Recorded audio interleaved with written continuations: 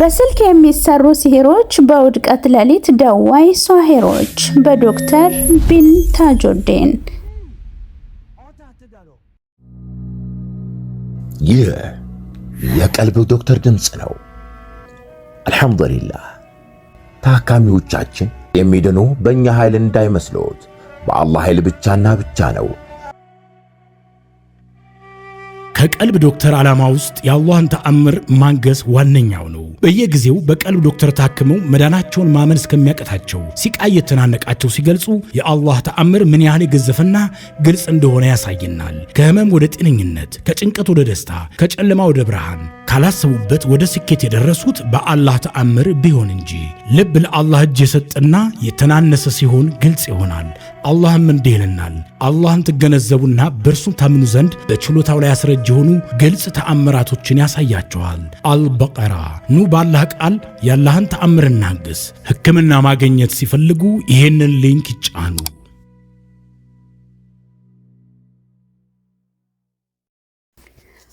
አሰላሙ አለይኩም ወራህመቱላሂ ወበረካቱሁ። ውድና የተከበራችሁ የቀልብ ዶክተር ቤተሰቦቻችን እንደምን ከረማችሁልን?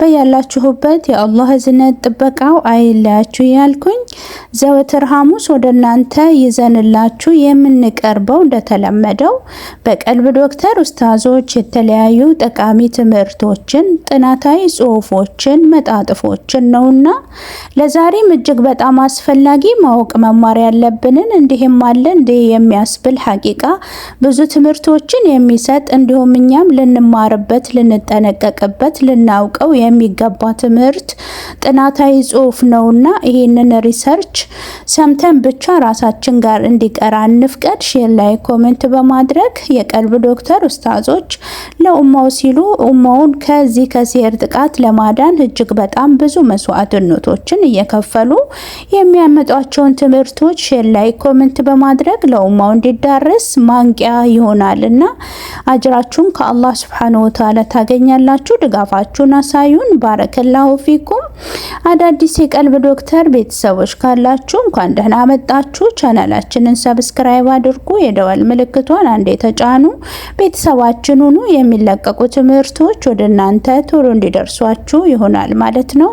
ባረከላሁ ፊኩም። እስከ ፍጻሜ አብራችሁኝ እንድትቆዩ በድጋሚ በትህትና ጠይቃለሁ። መልካም የትምህርት ጊዜ ከኔ ጋር። በስልክ የሚሰሩ ሲህሮች በውድቀት ሌሊት ደዋይ ሷሂሮች በዶክተር ቢን ታጁዲን ክፍል 1።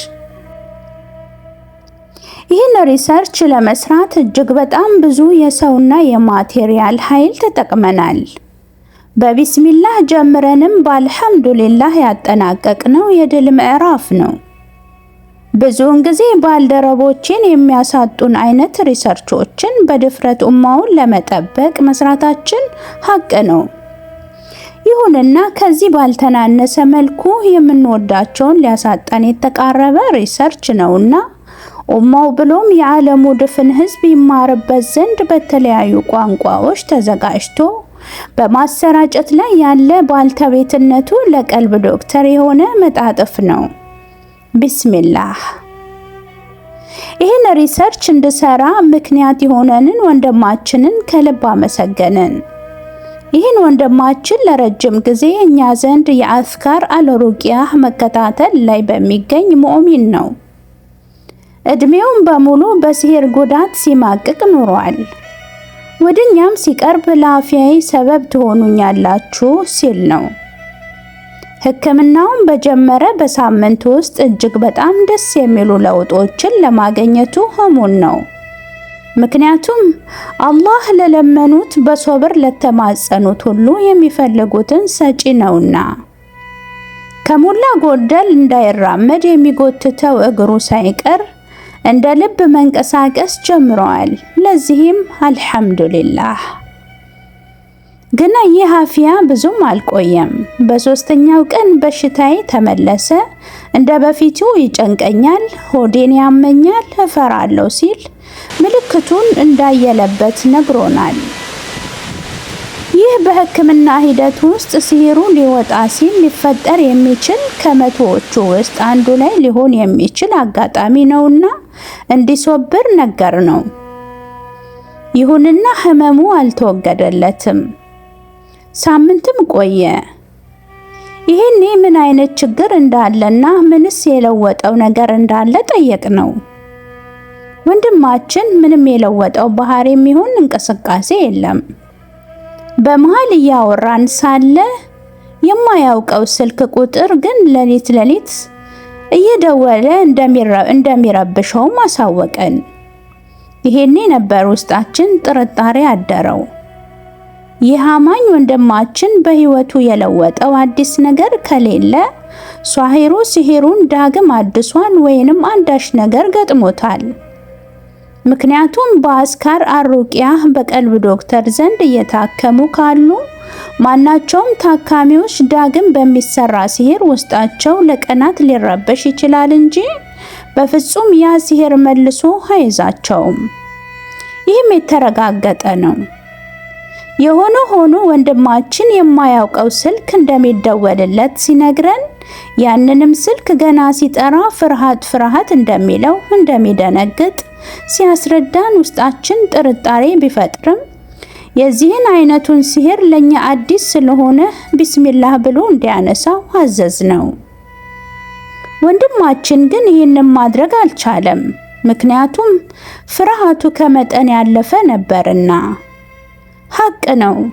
የሰው ልጅ ወደ ሲህሩ ሲጠጋ እጅግ በውስጡ ፍርሃት እንደሚኖር ይህም ወንድማችንን በስልክ ከዚህ በፊት ያናገረው ሷሂር መኖር አለመኖሩም ብሎም በሲህር የምንጠረጥራቸውን ሰዎች እንዳላናገረም አጥብቀን ጠየቅን።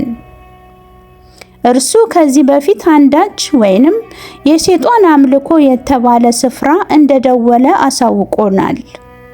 ይህም ድሮ ሲል የገለጸው ቢሆንም በግምት 3 ዓመት አልፎታል።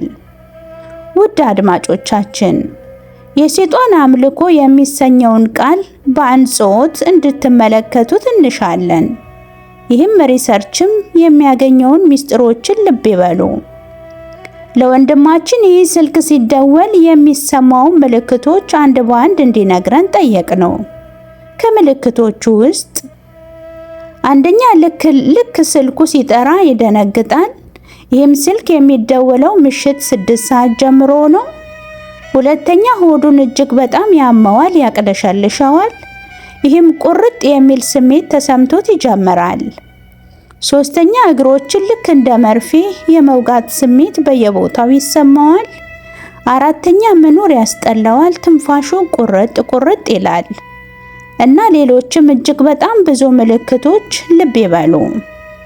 ይህን ሁሉ ስሜት የሚሰማው ስልኩን ስላነሳው አይደለም፣ ስልኩ ስለጠራ ብቻ ነው። ጥያቄያችንም ወደ ምርመራ አመራ።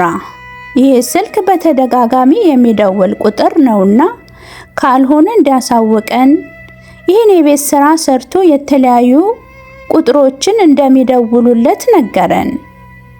ይህን ጊዜ እኛው ማጣራት ነበረብንና ስልኩን ስክሪንሾት በማንሳት እንዲልክልን አዘዝን።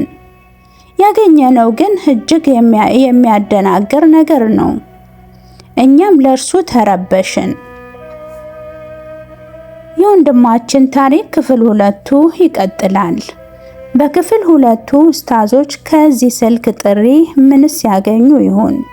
በወንድማችን ላይ ምንስ እየተካሄደበት ይሆን?